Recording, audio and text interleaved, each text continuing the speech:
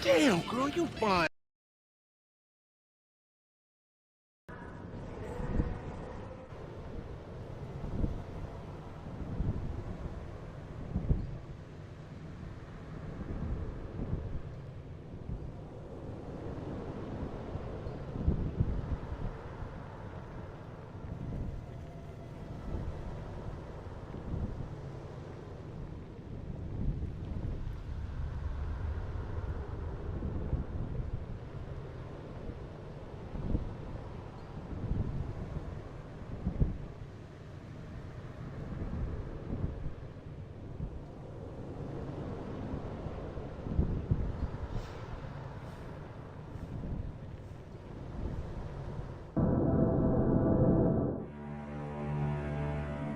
Rano o godzinie 5:40.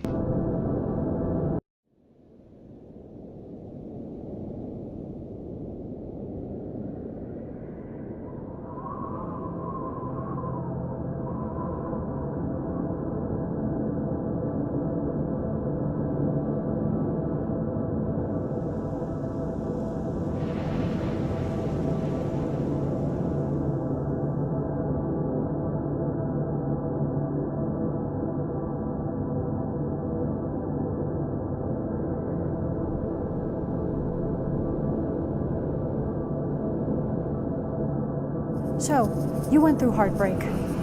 You feel alone. You don't know what to do. You want them back. Really, really bad you want them back. You want to figure out how to stop thinking about them all the frickin' time. You want to figure out how to feel joy again. But I have good news for you. 99% of people have been through heartbreak, and 99% of people have gotten over heartbreak. But you might still be not that comforted by that news, and you might still want some guidance. So here's some guidance from someone who's never had a boyfriend, but has fallen in love.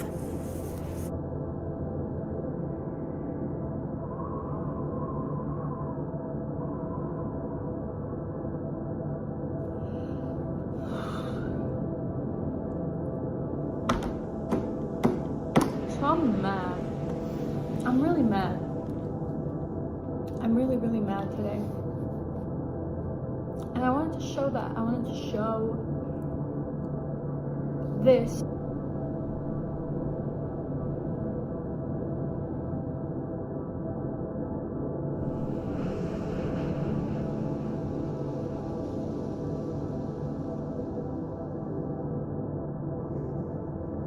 Do not underestimate the power of liking your own presence. If you have big goals for your future, you have big dreams, you want to make big things happen, then you need to understand that being alone is part of it. Not a lot of people are making big things happen, so you're not going to be surrounded by a lot of people. And when you can learn to accept that you're going to have to be alone and actually start liking being alone, start liking your own energy, your own company, then you will feel no need for other people and you will be fully immersed in this process. Because it is a long process and it's never ending if you're doing it right. So then liking your own energy is what's going to keep you on this journey, on this path, and it'll make it so much more enjoyable. I know that it's not a normalized thing to talk to yourself, but genuinely, if you like yourself, then you talk to yourself. You talk to yourself. You say small jokes and you laugh quietly because you enjoy your own presence. And that's a good sign, okay? So if you do talk to yourself, then you're not alone. I do it all the time, and it's a good sign. But how? You might be wondering, how do I start to like my own energy? Well, first of all, as somebody who used to be a huge extrovert, and I wanted to constantly be surrounded by people. You know, a lot of people that used to know me know that I was a party animal. I used to party all the time. I was extroverted, extremely extroverted. I would talk to everyone. I had friends everywhere. I knew everyone. I was a very extroverted person. And you know, I hated being on my own. It's funny because the time when I had the most friends is when I was the most miserable. And so circumstances forced me to have to leave all of that, to have to finally sit in silence with my thoughts. And with time, patience, and intention, I can now say that I like to be on my own. I like my own presence. I would rather be on my own than be with other people. And that is a very powerful thing, because nowadays nobody wants to be on their own. Nobody wants to be by themselves with their thoughts. Everyone wants to be constantly distracting themselves. Another factor is there's a difference. You see, you can like being on your own, or you can be on your own and constantly distract yourself with movies and TikTok and food. So then you're not actually enjoying your own presence. By enjoying your own presence, I mean complete stillness, no distraction. Just you and a page. I like to write because to me that's my own presence, my own words. I'm interacting with me. Or talking to yourself, going somewhere private and talking to yourself, or just sitting in stillness, sitting in silence and liking that. There's nothing more powerful than that. So the way that you do that is, I'm sorry, but it's by doing it and sucking, okay? It's by starting and it being incredibly painful because you're going to be facing some emotions that you've been running away from. And then with time and patience, then you'll keep getting better at it. There's no secret to it. God, I'm not going to sit here and lie to you and tell you that there's a secret way to like being on your own. You just have to start doing it and sit through the discomfort, and eventually you'll start liking it. Eventually, after enough time, I promise you. But you need to just get through the discomfort. I constantly get how questions. How do I do this? How do I do that? How do I like being on my own? How do I get out of this relationship? How do I, do you not realize that you can just do it, but you don't want to do it because you're scared of what's going to happen when you do it? Do you not see that? So really, you need to stop asking how. You need to stop asking how, because all of the how questions, you know the answer to most of them. Seriously, you know the answer. You just don't want to sit through the hard feelings and the embarrassment or the failure or the discomfort of doing it. So you're looking for a little shortcut here and there, some pretty little words that will help you feel like, oh, there's a way that I can avoid all of this discomfort. But you already know how to do it. You already know how to do it and you know it, okay? Nonetheless, some tips that I would say is be as raw, authentic, and honest with yourself as possible. Because at first it's going to be a pain in the butt, but it is going to be so rewarding because you're going to discover so many things about yourself that you never knew. You went all your life not knowing these things about yourself. And when you know these things about yourself, then it gives you confidence, it gives you power, it gives you you learn to understand your brain. And so when you understand your brain, then you know what you like and what you don't like. And then you know how to do certain things in a way that you can actually enjoy them. And you start to make life more enjoyable to you. So that is why it is so powerful to know yourself. I could talk about that for hours. I'm definitely going to make a video on that, a separate video on that. But it's really important to know yourself clearly for anything. But yeah, it's not an easy thing to do, to like being by yourself, because nobody does. Really, so many people don't. It's a very small percentage of people who do. So you need to learn to sit in silence. You need to learn to like discomfort. And how do you learn to like discomfort? By sitting in it, by doing it, and with time you're gonna like it. Literally, like there's no secret, like there's no secret cheat code. Okay, God, stop asking for a secret cheat code. You don't want a secret cheat code. Thank you so much.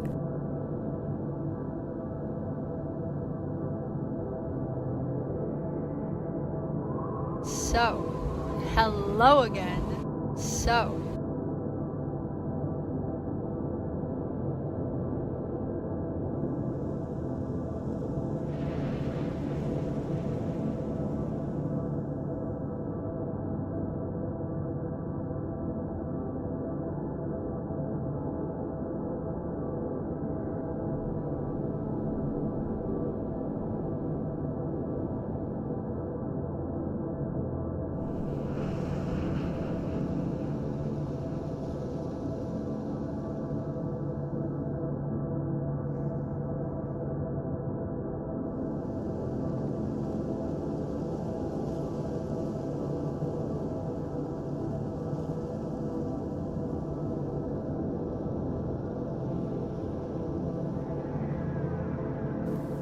which I like. At the end of the day, pressure keeps you moving. I think the biggest struggle when it comes to being on the journey of personal development is feeling like nobody understands you. Especially me being an extrovert. When I find something I love, my instinct is to share it with the people around me. I get energy from being with people around me. But the thing is, I don't get that energy if the people around me don't understand me. And when you're on this journey, really not a lot of people are gonna understand you. But that's okay. I want you to know that that's okay. In fact, you should be so obsessed with making your goals come true that the people around you are genuinely worried. The people around you think you are insane. They think you're way too dedicated. They think you're way too extreme. They think you've gone off the deep end. That is what you want. You want the people around you to think that you are crazy, to think that you are delusional. That is how much you have to be in this, how obsessed you have to be with this. And maybe it'll be lonely, but it'll also give you so much confidence because you have this thing. You have this intimate process and it's only yours. It's nobody else's. And so, no matter how lonely it gets, no matter how many times people overlook you, no matter how many times people tell you that you can't do it, or laugh at you, or say that you're delusional, you remain unbothered, and still obsessed. Because those people, they don't get it. They don't get it, and they never will.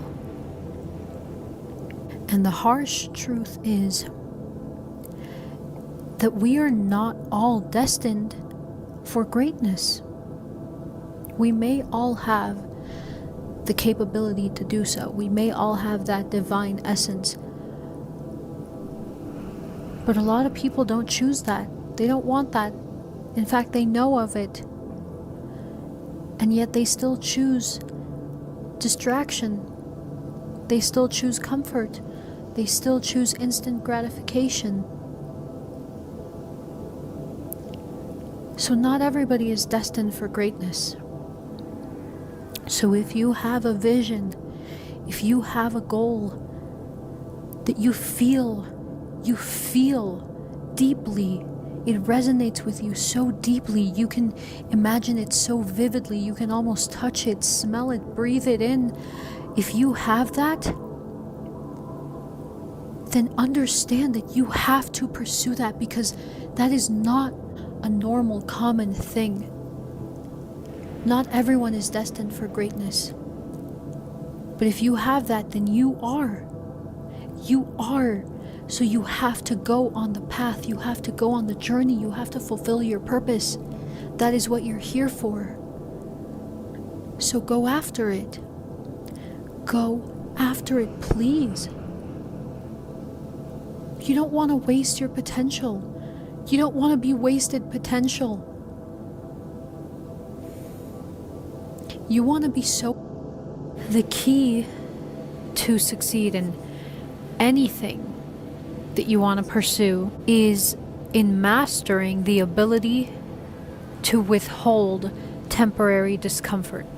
It's not a common thing to be able to stand temporary discomfort long enough to get through the hard times, because we live in a world filled with distractions, noise, stimulation, consumerism. It's going to be one of the hardest challenges that you can learn to do. It's not just like, oh, just master temporary discomfort and then you'll be successful and it's easy. It's as easy said as done.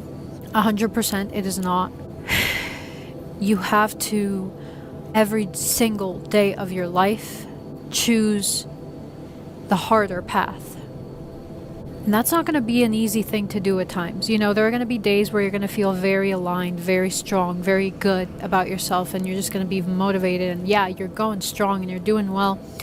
But there are also going to be days where you don't want to do anything other than just stay in bed all day, scroll on TikTok and eat pizza and watch TV shows, or gossip with a friend, or go out to a party. You know, there are going to be days where you're going to be very, very tempted to do that. And you're going to be around people even that are going to try to nudge you towards that further, which is a very hard thing. So in the beginning stages, don't surround yourself with anything, absolutely anything, people, music, shows, anything that's going to nudge you on the direction of indulging on temporary comfort. But, you know, once you're further down this process, you kind of develop a strength to be able to say no. But there are going to be times where it's going to be very, very tempting to just give in. And maybe there are going to be some times where you do give in. Where, I mean, damn, you have a slice of pizza, you scroll on TikTok for an hour. But the important thing is not being like, oh, damn it, I'm imperfect and I made this mistake and all my progress should go to crap because I had one slice of pizza or I scrolled on TikTok for an hour. What will make a difference is how fast you jump back from that, how fast you learn from that. You observe and you try to understand why you did it in the first place, and then you're like, okay, this is why I did it. Self-reflect, sit with your feelings, process your emotions, and then move on. Yeah, I made a mistake, but there's nothing I can do about it now. What I can do now is just look forward. What is within my control now? What can I do now? You know, all of that stuff already happened. And it does not matter. It does not matter how many times you fail. What matters is how many times you get back up, despite everything telling you not to. And that, God, if you can do that, you will be capable of doing anything in this life. There is nothing you can't do if you can do that. Nothing. Nothing you can't do. And I mean that. I really mean that. You know, I really mean that. So you need to master temporary discomfort. But how? Well, the thing is, there's not really a clean-cut way to master it. It comes with patience, trial and error, opinions, and it comes with a lot of pain. It comes with it, you know, it's part of the process. But if you can manage to keep in mind a strong and clear vision of that future of yours that you strive for, if you can manage to every single day that you wake up remind yourself constantly of that vision as clearly as possible, immerse yourself in it with music, with pictures, with writing, with talking, anything that can immerse you more deeper into the vision that you have planted, the seed that you have planted, because really it's something that you just plant and you water it every day and it will 100% grow. It's just a matter of patience and time. But if you can manage to keep a very clear vision in every moment that you feel like giving up, then you've already won. You already know how to do it. You don't need a clear-cut response. The honest answer is you keep trying and you keep failing and you keep getting back up. What I want the messaging of my content essentially to be is that you already have the answers to so many of the things that you are asking other people. You're seeking. You think that you're going to find fulfillment. You think that you're going to find success. You think that you're going to start loving yourself externally through someone else's teaching. But the truth is, you learn to love yourself by teaching yourself to love yourself. You learn how to be successful, how to feel fulfillment by teaching yourself to find fulfillment within. If you didn't grow up in a family where you were taught to have this abundant mindset, then it's a matter of teaching yourself. So I don't want to sit here and tell you, hey, do it like this and that and that. I want to tell you that I'm right with you. I'm right by your side in the process, because that is what I do every single day. I teach myself. I wire my own brain. All of the things that I share with you is insight that I have gained from teaching myself, from sitting alone with my thoughts, from self-reflecting deeply. It's not from some book or from something that someone taught me or from a course or anything. It's me. I taught myself these things through self-reflection. And you possess all of those answers within you as well. So I don't want to sit here and tell you constantly the answers to things that you already know the answer to. What I want to do is try to inspire you to come alongside this journey with me, to teach yourself those things as well, because you can.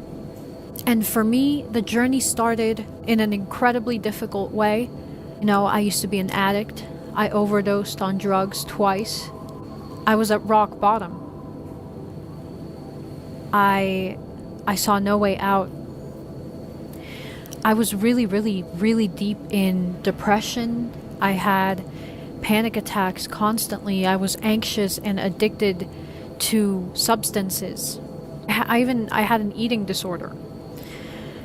I was just really bad, really deep in darkness. I got lost in darkness. I lost myself. And so it does not matter to me if people around me, they don't see how far I've gotten. They don't see that what I'm doing is actually incredibly meaningful. I see that what I'm doing is incredibly meaningful because I know what I've been through. And I know that nobody else is going to drag you out of there. You're the only person that can save you. Nobody else is coming to save you. Not me. Not a boyfriend. Not a friend. Not... So a lot of people think that the reason why they're so afraid to start is because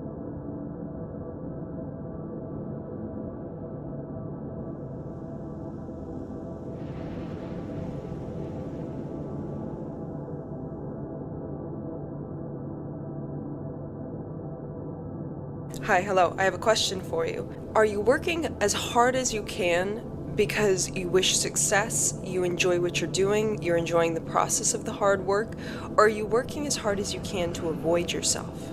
Let's talk about it. So this is a question I had to ask myself very recently because my brain is blank. It has been so empty recently, which is a beautiful thing because it feels like I'm constantly in a state of like deep meditation all the time. Like I'm just viciously calm. The problem is that I'm also viciously busy. I haven't had a lot of downtime over the past couple of weeks because my schedule is like wake up at 6 a.m., either go for a run for a few hours or study for a few hours before work, go to work, come home, study some more, go back to work, come home, fall asleep. And this has been the schedule. And there hasn't been a lot of time for relaxation. There's been no time for hobbies or downtime. Maybe I'll get in one episode of a television show before I crash at nighttime, but that's about it. And then I had Labor Day off, which was a surprising day off where it's almost like it was so quiet that every single thought I had been avoiding creeped in. I was so still that every single thing I had been avoiding about myself and my life and everything just came creeping in. And I just absolutely broke down because there was finally silence to feel everything I had been avoiding. And the thing is that when you work and work and work and work and you're constantly busy and constantly doing stuff, your brain is so distracted that it doesn't actually have time to connect to what it actually wants to feel. And it was so overwhelming, every single feeling that came up. It was like, are you on the right path, Bailey? Should we be doing this? What are your actual dreams? What are you actually passionate about? Are we giving up on our artistic endeavors? Like, do you feel like you're still an artist in some way? All of these different questions that I'd never even thought were there bubbled up to the surface. And it made me think, am I working as hard as I am towards the things that I am? Like, am I running and exercising intensely and studying for a very difficult degree and thing? Why am I doing this? Is it because I enjoy the process and I'm loving what I'm doing? Or is it because I'm trying to avoid myself and pieces of myself that only come up when I sit in stillness? Basically, am I trying to keep myself busy? Or am I working towards something that I enjoy? And after a lot of talk, a lot of journaling, a lot of sitting with myself, I know that what I'm working towards is things that I love. But the problem is that I'm working towards them so intensely that I am becoming out of touch with myself. And this is where this YouTube channel is a very, very important thing for me. Because every time I sit down to do these talks, they're not scripted. I might have bullet points on my computer or research on my computer on a certain topic, but these are all just off the dome. Completely just saying how I'm feeling in the moment, or a lesson I'm learning, or whatever I'm thinking about. But if my brain is blank, if I'm disconnected from myself, I can't say anything. I can't. I can only do these videos, I can only do these talks when I'm connected with myself. And I think that a lot of us walk around all the time thinking, oh yeah, my head's blank, oh yeah, my brain isn't full of all these racing, wandering thoughts, so it means that I'm doing fine. It means that there's nothing wrong going within me. It means that I don't need a mindfulness practice, my mind is fine. When really we're all just overworking and falling prey to hustle culture, and we just never have a moment off because most of us have 2 jobs just to stay afloat. Most of us have to constantly be working at our job, but then also we have to come home and work on our passion project in order to keep our soul alive, or we have kids, or we have so much going on in our lives that it's like we never get a chance to breathe. I think human existence is so cluttered with so much stuff that we have to do that there's no moment of just sitting down and relaxing for a moment. And if we do, it's like on a holiday. Like for me, it was Labor Day. It was just this one day that I had off that I was allowed to actually relax. And it was emotionally exhausting to relax because I could finally feel everything I'd been avoiding. So I think you and me both need to incorporate a lot more mindfulness practices into our day. And I know you don't want me to say meditation. I know you guys don't want me to say journaling, because those are borderline buzzwords nowadays where everyone's like, oh yeah, you should journal, you should meditate, you should, do these things. And I do believe in those things. I do those things. But I think when our lives are so busy, how do we stay mindful throughout the day without losing our head? Because we don't have time. I don't have time at work to just sit down and be like, hey guys, I need everyone to just leave me alone for 10 minutes. I need to journal. I don't have time for that. I don't have time. And when I come home, it's like I barely have time to sit down and have a 5-10 minute meditation because I have shit to do. I can't. So we need 1 minute mindfulness practices or 1 minute things or even 30-second things that will bring us back to the present moment. And there's multiple ways to do this. Number 1, remember that you will die. I know that's the weirdest thing in the world, but every time when I'm walking around and I'm busy, and I'm just doing a million things, I'm always remember you will die one day, Bailey. And it brings you, I swear to God, it brings you back to the present moment like that. I don't know, that's just a me thing. Maybe that's a little bit crazy, but that's what I think of. Number 2, I make a phrase at the beginning of the day that I have to repeat to myself over and over and over throughout the day. It can be as simple as, I am calm. It can be as simple as, you're not going to cry today, Bailey. Or whatever it is. I set an intention. I don't know if it's an intention or it's just a reminder or whatever it is, but I'll repeat something. You have to give yourself a reminder at the beginning of the day. So normally that reminder is I am happy, I am calm, and then I have to repeat that to myself throughout the day. And every time that I'm stressing or I'm running around or doing something, I have to just say, I am calm, I am peaceful, or I have to say, don't cry today, Bailey, it's gonna be okay. And I feel that also brings me back, keeps me grounded. Another thing I do is I'll simply just take one big deep breath. One big deep breath. I'm not doing breathing exercises. I'm not doing dragon's breath and box breathing in the Fred Meyers when I'm running errands. I'm taking one big long deep breath. You stand there and you're done. That was less than 30 seconds and it brings you back. I feel another thing that's really important to do is I don't know if this is helpful or not, maybe it would be for some people, but sometimes I'll put just a dash of lavender right on my wrist and I'll just sniff it occasionally. And it really grounds me as well because lavender is a very calming thing. I don't know if that one's helpful for anyone, but I don't know. These are just a whole bunch of busy man's grounding exercises, but what I really wanted to say and the point I really wanted to get to in this video is sometimes if your mind is blank and you're really busy, it's not because you're calm, it's because you're overstimulated and your brain is so beyond the point of stress that it no longer can form a thought. For me right now, it's 7:30 in the morning and I woke up at 6 a.m. I've been studying and now I'm about to go to the gym and I wasn't going to sit down and do this video until I realized hey, Bailey, you need to sit with yourself for just a moment and just feel. Just exist. Don't do anything. Don't worry about anything. Don't hustle to the gym just so you can get 10 extra minutes in on the bike or whatever it is that I'm gonna do there. You need to just fucking sit and remember that you are alive. Just be grateful for this present moment. Just be here right now for just a second. Nothing else is happening. 10 minutes, the world's not gonna fall apart if you just sit still. And I think that is an important reminder that all of us who are hustlers, who are highly motivated, who don't know how to take a day off without feeling incredibly tense need to remember. Because like whenever I get bored, I get so restless that I like start a new crazy project just so I don't have to feel boredom. Or I will start, I don't know, learning a brand new subject because I can't sit in the absence of everything. And that's a problem. Because you need to learn how to just sit with yourself, because you can't feel your emotions, you can't hear your thoughts, you can't hear your soul speak, you can't hear anything if you're constantly moving. I understand that we're sharks, people. I understand that you and me both, we are highly motivated, we really want what we want in this life, and we are willing to do anything to get it. Are you willing to sit with yourself?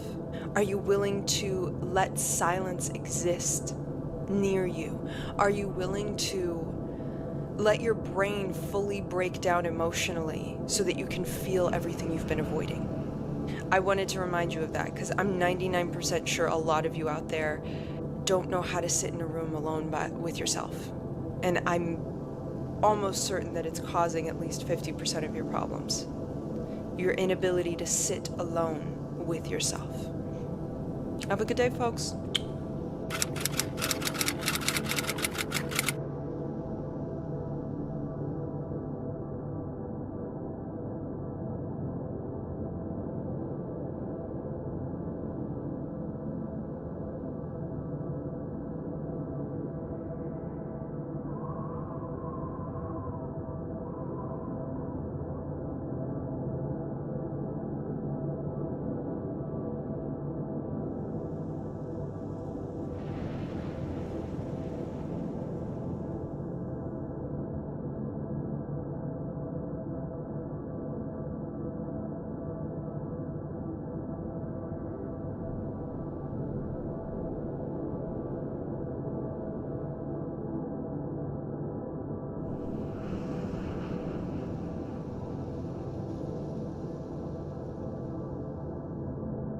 Hi, hello. So I've been overthinking about everything and driving myself absolutely crazy.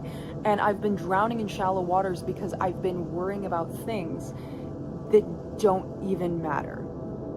So how do you not get to the point where you're stressing out about everything, overthinking about everything, and just worrying about shit that doesn't matter? I would like to tell you the journey to there, folks. Yes. I'm not good at intros, don't judge me, okay? Anyway, let me just paint the scene, paint the picture, give you some scenery, give you some backstory, some lore, if you will. I started my first day of college ever on Monday, and I'm doing online classes because it's easier for me because I have a lot of things I have to do, and I'm working like a 40 to 50 hour work week on top of YouTube, on top of taking care of myself, on top of exercising, on top of everything. So I started my first day online on Monday.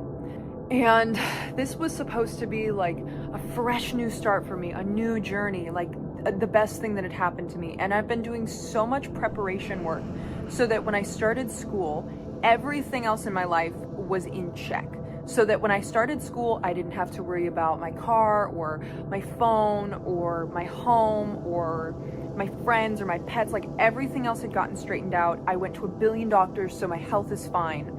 And I can just start school and only worry about school. And the universe clocked my shit, apparently, because I wake up at 6 a.m. because I want to wake up, I want to be productive, I want to get started.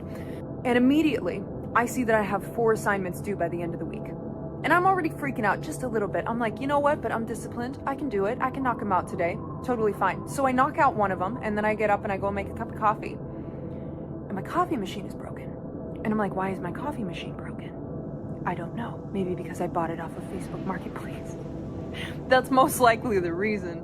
And I'm fucked up. So I start like cleaning it out. I start like doing everything it says online to make it work. I waste like 4 pods trying to get it to work. And I try everything in my power to make this thing work. It will not work. And so I decide, let me call the toll-free number, this customer service number that's associated with this machine, and see if they can help me.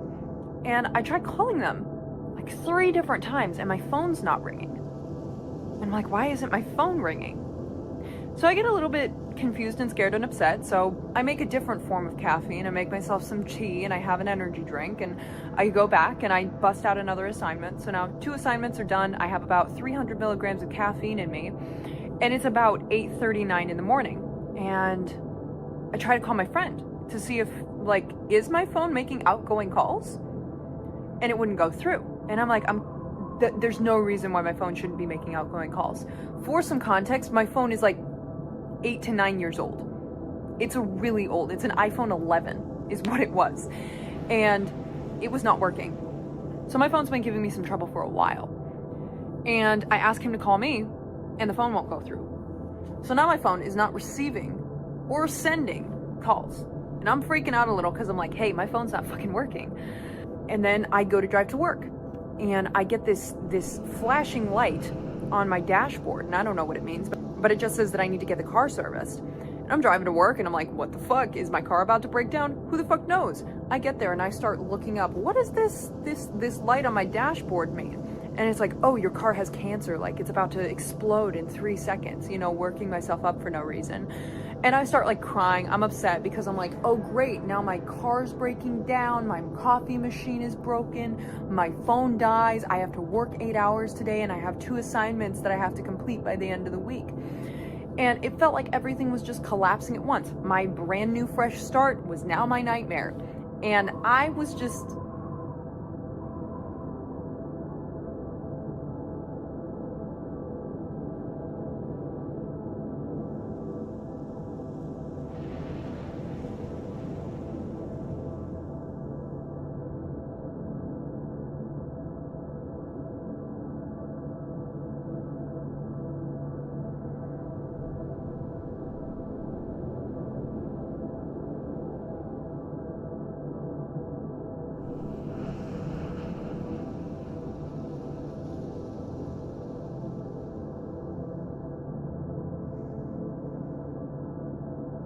is easier than you think.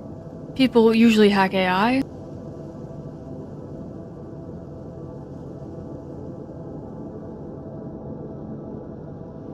Hello and welcome.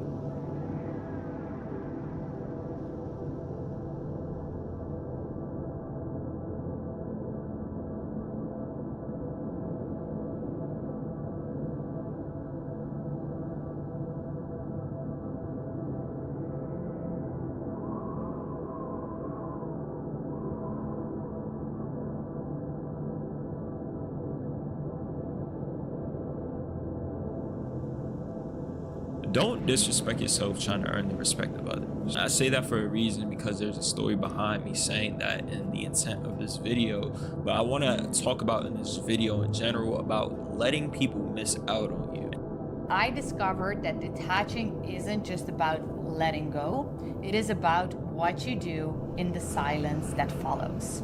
Hey guys, so many of you resonated with my video, focus on yourself and detach in silence. But you also asked me, what happens when you are in that silence? How do you stay strong when everything in you wants to break? Here is what nobody tells you about detachment. The hardest part isn't the letting go. The hardest part is staying gone. Because when you truly detach, when you truly step back from the chaos, that is when everything tries to pull you back in.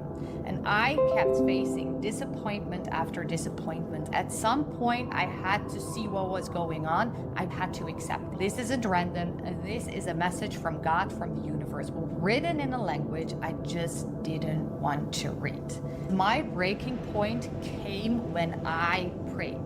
I said, God, I know this isn't it. I feel it in my intuition, but I know that I keep ignoring it. Show me, if this isn't really for me, show me in a way that I cannot deny, I cannot ignore. And he did. But that moment taught me that sometimes detachment isn't a choice you make. Sometimes it's a choice that gets made for you. Maybe you have had that moment too, where life forces you to detach, whether you are ready or not. Okay, so let me explain how it felt for me to be forced into detachment. For me, it was painful. I felt empty, I felt lost, abandoned. But in that moment, I decided to go home, to start over again, to practice real detachment just by focusing on myself instead of focusing what was happening to me. And I knew that God wouldn't force me to detach if it wasn't for my highest good, even though it hurt like hell. I trust it. That's my superpower, to trust no matter what. So here is what happens when you truly start detaching. The phone calls come, because some people just love the chase more than they love your peace, unfortunately. This was for me the real test of detachment. Even though I wanted to give in because someone was wanting me, and it felt like putting a band-aid on my wound of being abandoned, I chose to stay detached. I chose silence. And that is when I realized real detachment is choosing your peace, even when it breaks your own heart. And maybe you've been tested like this too, right? Where you had to choose between your peace and your pain. And there's a space in the middle, and that is silence. And this is what I learned in the silence. So your trauma response will try to convince you that someone is reading out means you should re-engage. But that is not your intuition talking. That is just your wound wanting to be healed by the same energy that caused the pain. So real detachment is knowing the difference between someone who respects your boundaries and someone who just don't want to lose control over you. There is a difference. So fast forward, time passed in silence. I focused on me, but there was still a part of me that wanted to believe that things could change. But detaching taught me to love myself more and more. And I started to ask myself, what am I really hoping for? And I realized that hope without evidence is just still attachment in disguise. And that is when I saw it really clearly. You can forgive someone and still stay detached. You can love someone and still choose your peace. I believe in a world of and instead of either or. So I stayed in my silence and I focused on my growth. Many people confuse detachment with punishment, but real detachment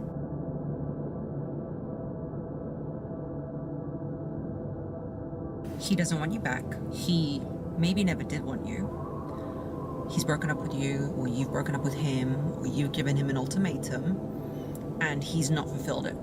He's just fine with it. He's fine with the fact that you've broken up with him.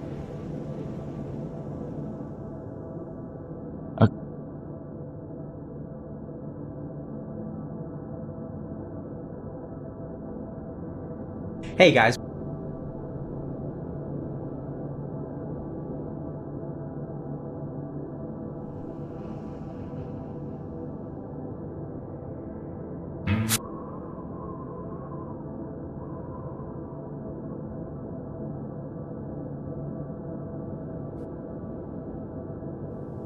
You will not be able to thrive unless you accept every version of yourself. Okay, so let's get straight to the point. Yesterday, I found my old TikTok account, and I used to be kind of an insufferable kid. I used to be into like animation and theater, and I was just kind of in my own little world, I guess. And when I started growing up, when I had puberty, I started to truly hate this person that I was, this kid that I was. And even when I progressed in certain fields, when I tried different things and I felt better about myself in certain aspects, I don't think I accepted the fact that I was just trying out things. I was just a kid. And now I truly believe that unless you truly accept who you were, you tolerate all the versions that you were. And I'm not talking about loving them or liking, maybe loving, but not liking. You don't have to like yourself. You don't have to like yourself from the past. But it would be nice if you just accepted yourself from the past and felt some compassion, because, you know, this person maybe did some mistakes, but also thanks to those mistakes and certain things that you did or you didn't do, you are where you are right now. And to some this is a good place, and to some no, not really a good place, and to most of people it's just like whatever place. It's not the best place ever, but it's also not like the worst situation. So yeah, pretty much my only point is you have to accept yourself from the past. You have to think about the things that you enjoyed, process why you enjoyed those things, because I know that at some point I was kind of an awkward and quiet kid. So for me, being interested in arts and drawing was a form of expression, and now I just understand it and I accept it. And quite frankly, I started drawing and painting again because right now I see it as part of my identity. However, you have to accept those versions, because without that you will still you can still live a pretty good life, but you will feel that something is off, that you are not okay with yourself. You are just trying to run away from the past, but the past is not chasing you. It's in the past, but you have to accept it, because if you don't accept the past, then you will live in it. You won't be able to fully experience the present. Honestly, that's my whole point. This is not really that deep. I just think that it's really important to just look into yourself, into the person you used to be, and think, I did this thing that nowadays I just don't really like, and I don't get why I did it. So figure out why you did certain things that now you don't accept about yourself, and try to understand yourself from the past, because that's what we do. This is compassion. That's what we do towards other people. If our friend behaved in a weird way, we try to understand them. We try to understand why they did certain things, and thanks to that, we can just accept it, because they will be like, yeah, I did something, and this is why, and you get a better understanding, and thanks to that you also learn more about this person. And the same thing goes for you with yourself. When you have this internal conversation with yourself, basically it just is extremely helpful.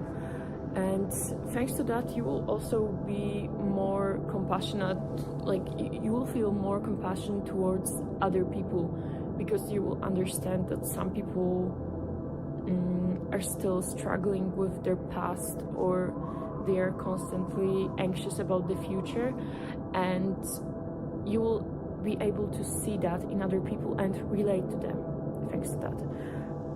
So yeah, this is just a thing that I believe is an extremely important subject, and this is pretty much everything. I really don't want to say anything more, because I think it will make it more complicated, and I don't want to complicate it, because it really is not that complicated. Okay, so thank you very much for watching, and see you in the next video. If you want to, I will probably here and there will be some videos from my channel, so you can check them out. And if you want to, you can also subscribe to my channel. I'm trying to post videos more frequently, and share your thoughts in the comments. I enjoy reading those comments, but sometimes I read them and I think about the response, and then I start doing something else and I don't write the response, and then I go to my YouTube account and I see those comments and I'm like, oh, so I didn't write the response. Okay, so hi, today I want to talk about celebrations. So it is extremely important.